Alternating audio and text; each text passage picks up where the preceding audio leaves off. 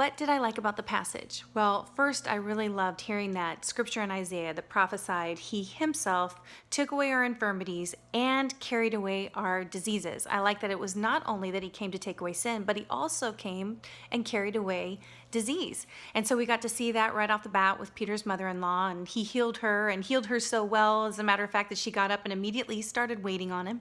And then he calmed the storm with a word. I love that. And then, of course, delivering that demoniac from the power of those demons, it said that he was exceedingly violent, and it was just taken away by Jesus.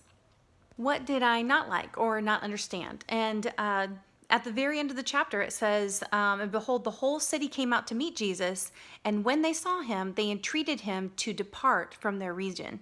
That's so mysterious to me. I don't completely understand why they would do that after he would deliver this very exceedingly violent man from this bondage that he always had. But I do think it just is a testimony to the fact that we as human beings don't understand the power of God, and it can scare us sometimes, or even we can misunderstand it, at least at first.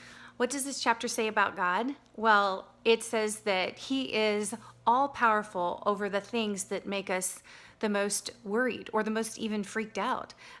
He's all powerful over disease and over demons and over storms that terrify us. His power is so far greater that he can even hush all of those things with just a word or just a touch he can deliver us from. So it really talks about his great power. It also talks about his priorities being different and how bringing life to people and even delivering people from demons is more of a priority even than burying the dead or having shelter over your head or a place for you to rest at night. So God's priorities in the physical realm are a bit different than ours. What does this chapter say about mankind? Well, it says that we have little faith.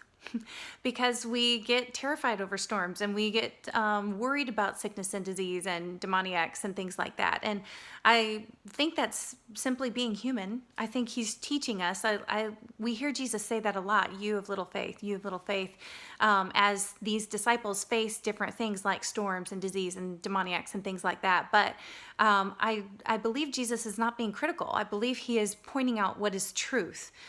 As we worry about those things and as we live our lives consumed with concern over these things, it's because we don't know the capabilities of God. We aren't yet understanding how great and how what a great provider and what a great caregiver he is over us, or else we would be asleep on the boat, resting the full night all the way through, just like Jesus would have had the disciples not have been freaked out and woke him up in the midst of a great storm. So we just don't know the power of God and the capabilities of God on our behalf. How do I apply it to me? Well, whenever I learn these things in scripture, you have little faith, I take it to heart. And so I'm taking it to heart. I have little faith in some areas and I have room to grow, and I want to grow a lot. And so I am going to check areas in my life that I'm consumed with worry, or I'm consumed with fear, or ways in which I'm trying to handle things on my own and not seek him and not rely on his great capabilities in my life. And I want to grow. I want to be stronger in my faith. Who am I going to tell? Well, I think during this time of Corona, when especially as the surge is happening and so many more people are really consumed with a lot of fear over it, I think this is a great time to be bringing people to Jesus's word and helping them to see the promises that he made. He himself took away our infirmities and carried away our diseases. He cares about both cleaning us of our sin and reconciling us with the Father, as well as he cares about our physical bodies too. So thank you again for joining me for day 14. We're making it. This is so great. Thank you so much for being my companion through all of this. This is hopefully as much of a blessing to you as it is for me each day. Thank you, and I will see you tomorrow.